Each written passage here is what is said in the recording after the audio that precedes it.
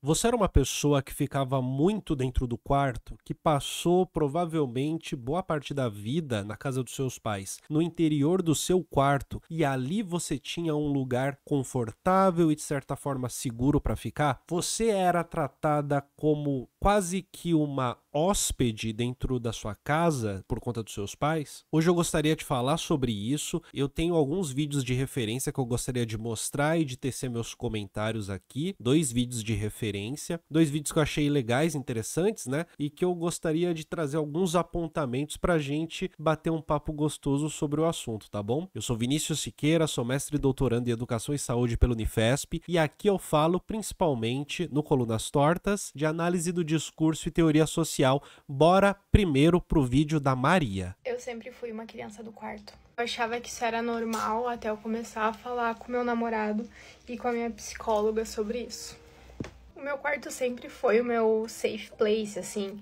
Quando eu chegava da escola, eu sempre vinha direto pro quarto, passava a tarde toda aqui, sozinha, e eu não sei como, mas eu inventava várias coisas pra fazer por aqui. Nunca fui o tipo de pessoa que ficava na sala, sentado no sofá, vendo TV com os pais. Eu só saía do meu quarto pra ir pra cozinha, pegar alguma coisa pra comer e voltar. Ou ter que almoçar, porque aí sim a gente almoçava na mesa. Mas qualquer outro motivo, se eu tava em casa, eu tava no meu quarto. Até hoje, pra mim, é assim. Ter que conviver em outros cômodos da minha casa ainda é estranho. Nunca fui de fazer sala, ficar lá na sala, vendo TV com os meus pais. Eu só descobri que isso não é assim pra todo mundo quando eu comecei a namorar com meu namorado. E ele não é esse tipo de pessoa, ele não fica no quarto o dia inteiro. A não ser que ele precise estudar ou precisa trabalhar, enfim. E pra mim, tipo, a minha casa é o meu quarto. Eu não me sinto em casa no resto da minha casa. Minha casa é o meu quarto. Não ouvi ninguém falando sobre crianças do quarto, mas eu definitivamente sou esse tipo de pessoa. Eu me lembro quando eu era criança, enfileirar minhas bonecas e falar sozinha. Jogos de tabuleiro que precisava de 2, 3, 4, 5 pessoas, eu sempre joguei sozinha, eu era todos os jogadores. E, sei lá, pra mim isso sempre foi muito normal e aparentemente não é.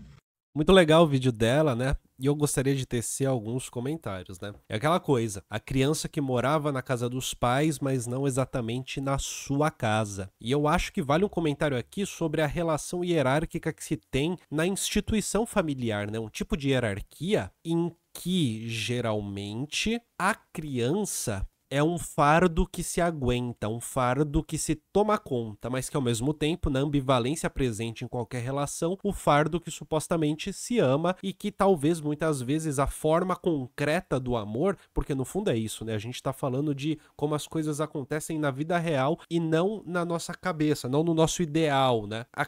Esse amor acaba sendo, no fundo, isso. Para além dos sentimentos, na vida real, na vida concreta, acaba sendo isso. O que eu quero dizer é que na estrutura da família ideal, a figura da criança é daquela que precisa obedecer. É como um humano em falta. Lhe falta algo, é necessário que cresça para que seja completo, para que tenha, por exemplo, desejos, vontades, etc. E essa trajetória acontece sob o signo da criação e não do cuidado. É claro que é necessário ter cuidado com crianças e isso pode de fato acontecer, enfim.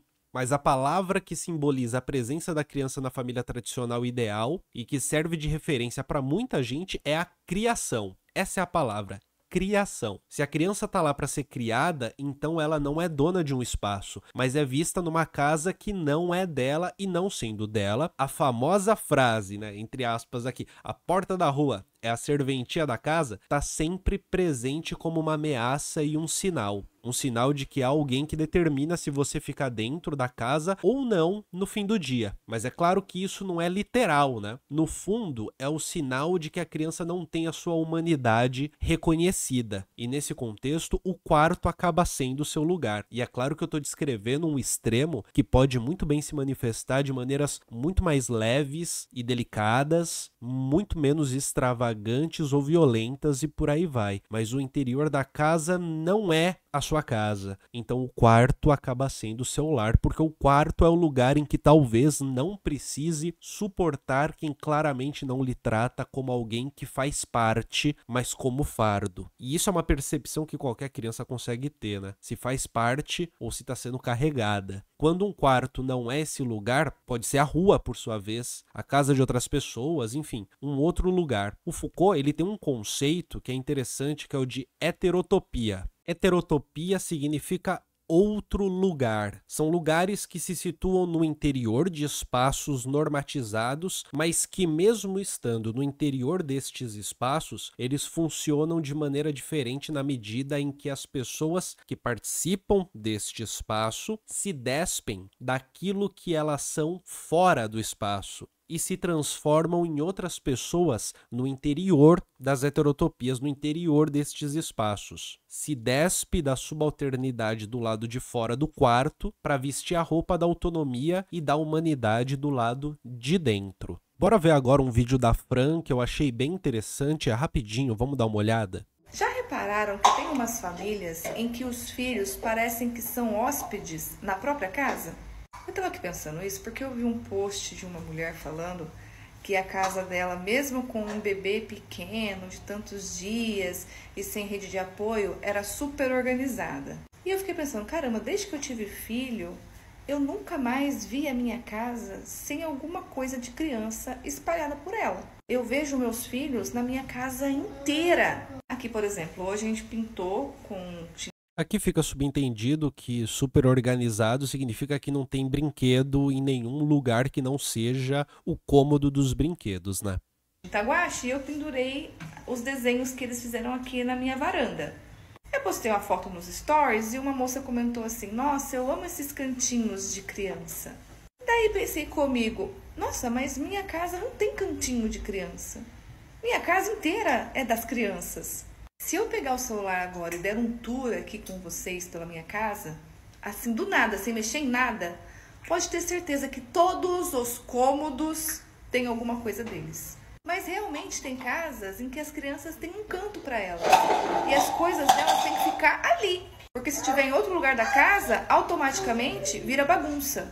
Por isso que isso me lembra hóspede. Sabe quando alguém vem passar uma temporada na sua casa e você separa um cantinho para essa pessoa e ela fica só ali? Ela até participa das coisas da casa, mas o cantinho dela é separado. Porque se estiver fora daquele cantinho, parece bagunça. E eu não tô falando só de roupa e brinquedo espalhado. Tô falando de um desenho, de uma adaptação para a criança poder usar o espaço, de coisas que realmente fazem você saber que você pertence àquela casa. Enfim, tava aqui refletindo. Me digam o que vocês acham.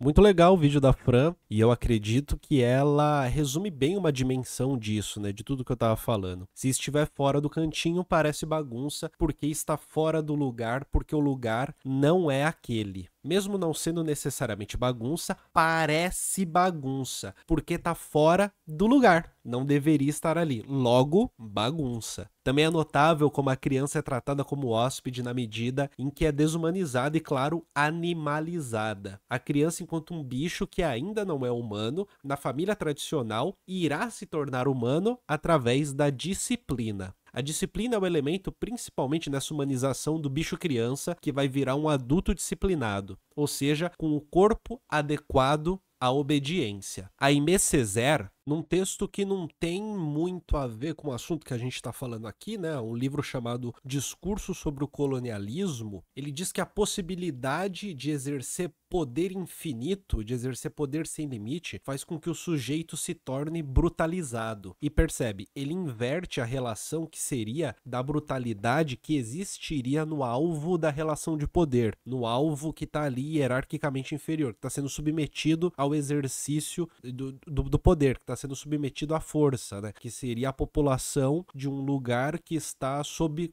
colonização. E nessa inversão, a partir da posição subalterna, ele se levanta para denunciar a própria brutalidade daqueles que parecem ser civilizados e bondosos. Adaptando aqui a suposta brutalidade, portanto, das crianças que precisam ser disciplinadas demonstra a real brutalidade do adulto que precisa inserir a criança num processo de disciplinamento que só lhe garante a entrada no espaço dos humanos depois de um certo tempo e de aguentar certas situações. Depois de reconhecer que a casa que mora não é sua, ela é de outras pessoas, e deste outro que será a diferença e a referência. Aquilo que você não é, a diferença, e aquilo que você deveria ser, um humano supostamente legítimo, a referência. Um humano que já não é mais bicho. E por fim, a vida dessa criança disciplinada pela instituição familiar termina em um ser responsável pelo disciplinamento de outro bicho que um dia será humano. É claro que eu tô falando da estrutura tradicional familiar, que pode não existir concretamente, né, na figura do pai, mãe, filho, dentro da casa de todo brasileiro, porque o Brasil é lar de muitas famílias, né? O Brasil é um lugar que você tem muitas configurações concretas de membros da família, mas existe enquanto um tipo ideal, enquanto norma,